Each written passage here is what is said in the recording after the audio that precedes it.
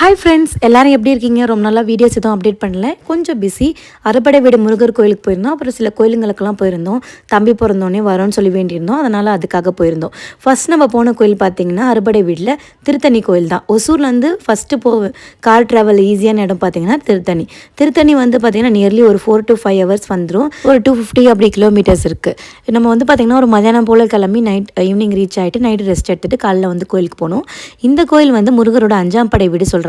அதாவது வந்து அறுபடை வீடும் போக முடியல அப்படின்னா இந்த திருத்தணிக்கு மட்டும் போயிட்டு வரலாம் அப்படின்னு சொல்கிறாங்க. இந்த கோயிலில் பார்த்தீங்கன்னா டோட்டலாக 365 படி இருக்குது. அதாவது 300 வருஷத்தில் 365 நாளை குறிக்கிறதுக்காக அத்தனை படி இருக்குது.